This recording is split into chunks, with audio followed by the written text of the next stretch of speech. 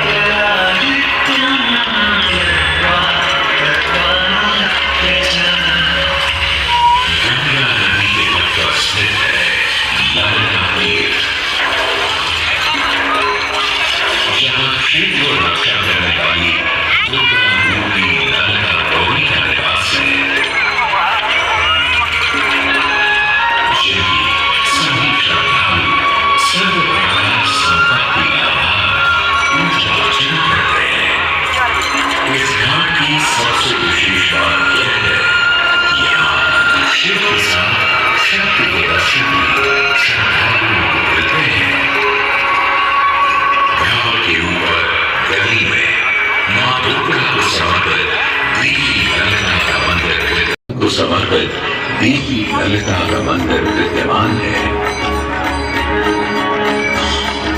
साथ ही साथ यहाँ काष्ठ एवं ईंट से बना राज राजेश्वर मंदिर भी स्थापित है। भगवान शिव को समर्पित काशी में यह मंदिर नेपाल के पशुपति मंदिर का प्रतीक रूप है। वर्तमान में सुशोभित यह ललिता घाट पूर्व में 3 भागों में विभक्त था। दक्षिण दिशा की ओर से चले तो नेपाली घाट, ललिता घाट एवं राज राजेश्वरी घाट। इनका उल्लेख सन 1921 में मोतीचंद्र जी ने किया था। जहां नेपाली घाट एवं ललिता घाट के पक्के निर्माण का श्रेय नेपाल के महाराजा बहादुर शाह को जाता है, तो वहीं राज राजेश्वरी घाट के निर्माण का श्रेय सिद्धगिरी जी को जाता है। कालांतर में नेपाली एवं राज राजेश्वरी घाट ललिता घाट में ही समाहित हो गए। ऐसी मान्यता है कि अश्विन मास की कृष्णा तृतीया के दिन ललिता तीर्थ में स्नान कर देवी के दर्शन करने से श्रद्धालुओं की सभी मनोकामनाएं पूर्ण होती हैं।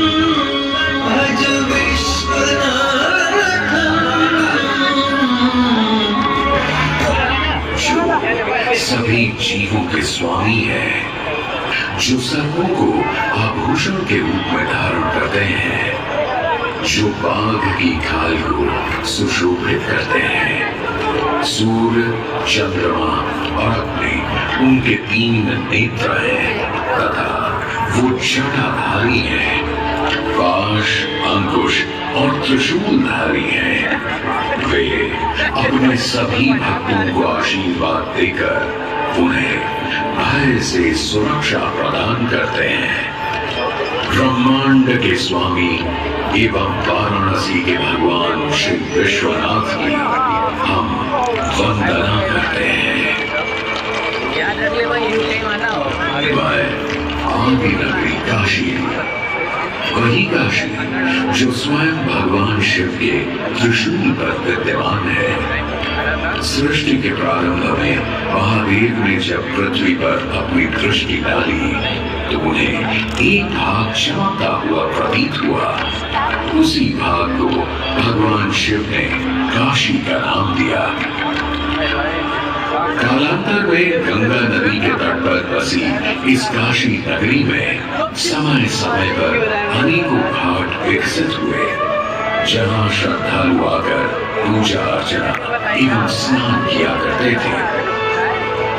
माना तो यह भी जाता है कि यह नगरी एक बहुत सुंदर वन से ढकी हुई थी, जहां पीपल, आम, बरगद, शीशम आदि के वृक्ष हुआ करते थे, जिनकी छाया में बैठ ऋषि मुनि, साधु संत आनंद से तपस्या किया करते थे।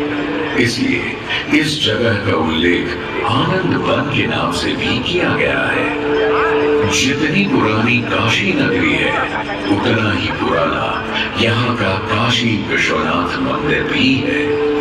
भगवान शिव को विश्वेश्वर, विश्वनाथ आदि नामों से भी संबोधित किया जाता है, जिनका अर्थ है संपूर्ण विश्व के स्वामी। किंवदंतियों की माने तो सृष्टि के आदि में जब भगवान शिव एवं मां पार्वती पृथ्वी का भ्रमण कर रहे थे, उन्हें यह स्थान बहुत प्रिय लगा। तब मां पार्वती को यहाँ कुछ समय रुकने की इच्छा हुई, तो भगवान शिव अपने लिंग रूप में यहीं स्थापित हो गए। तभी से 12 ज्योतिर्लिंगों में इस मंदिर को विश्वेश्वर मंदिर के नाम से भी जाना जाने लगा, जहां भगवान शिव और माता पार्वती सदैव वास करते हैं।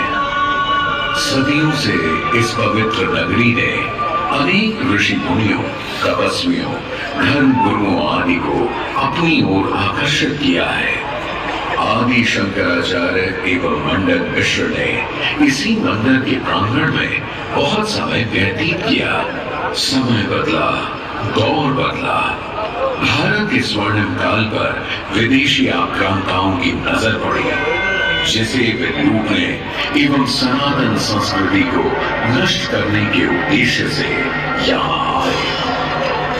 जब प्रथम बार गौरी ने आक्रमण किया, तब पृथ्वीराज चौहान ने उसे पूरी तरह पराजित किया था। अंत में उसने क्षमा मांगी और वचन दिया कि ऐसी गलती दोबारा कभी नहीं होगी। अतः पृथ्वीराज चौहान ने उसे छोड़ दिया। संभवतः यह एक दुर्भाग्यपूर्ण निर्णय था, क्योंकि अंततः गौरी ने पृथ्वीराज चौहान को धोखे से हराया। तत्पश्चात उनके साथ बहुत बुरा व्यवहार किया तथा उनकी दोनों आंखें भी निकाल दी। पृथ्वीराज की मृत्यु के उपरांत हिंदुओं का मनोबल कमजोर पड़ गया, जिसके परिणाम स्वरूप आतताइयों ने अन्य मंदिरों के साथ साथ विश्वनाथ मंदिर को भी क्षति पहुंचाई। यह ऐसा काला दौर था जिसके स्मरण करने मात्र से आंखें नम पड़ जाती हैं।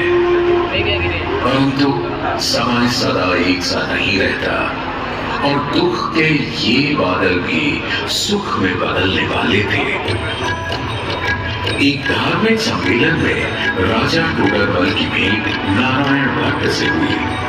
नारायण भट्ट एक बहुत धनी व्यक्ति थे। दोनों ही धार्मिक इंसान थे और नित्य प्रति भगवान की पूजा अर्चना करना अपना परम कर्तव्य समझते थे। दोनों ने काशी विश्वनाथ के इस पावन मंदिर का जीर्णोद्धार करवाया और वीरान बड़े खंडहरों में एक नई जान डाल दी। 16वीं सदी में संत तुलसीदास ने यहाँ रामचरितमानस की चौपाइयों को पढ़ा था तथा संत एकनाथ ने भी यहीं पर वारकरी संप्रदाय का महान ग्रंथ श्री एकनाथी भागवत लिखकर पूरा किया था।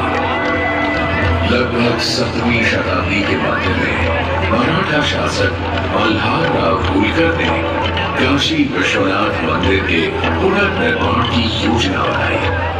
ये कार्य वे तो नहीं कर पाए, परंतु उनकी पुत्र वधू अहिल्याबाई होलकर जी ने इसे सन 1776 से 1778 के बीच पूरा किया। वर्तमान काशी विश्वनाथ मंदिर निर्माण का श्रेय अहिल्याबाई होलकर जी को ही जाता है। इनके अलावा महाराजा रणजीत सिंह ने 1000 किलो शुद्ध सोने से निर्मित छत्र को इस मंदिर पर लगवाया। जहां ग्वालियर की महारानी बैजाबाई ने ज्ञानवापी का मंडप बनवाया, तो वहीं नेपाल के महाराजा ने यहाँ नंदी की प्रतिमा स्थापित करवाई। सनातन संस्कृति को सुरक्षित रखने के लिए जिससे जो बन सका उसने वैसा किया और वर्तमान में भी यह क्रम देखने को मिल रहा है। सन 2022 में भारत के प्रधानमंत्री नरेंद्र मोदी ने काशी विश्वनाथ मंदिर का जीर्णोद्धार एवं सौंदर्यीकरण करवा इसके स्वर्णिम कार्य को फिर से एक बार जीवंत करने का प्रयास किया।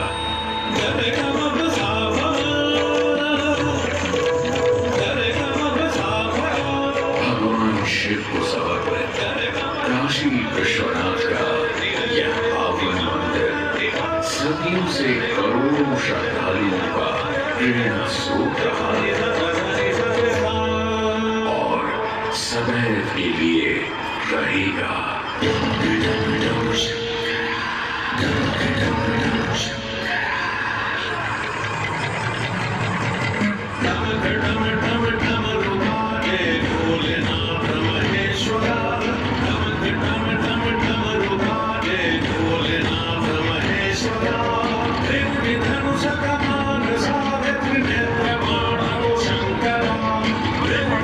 Shaka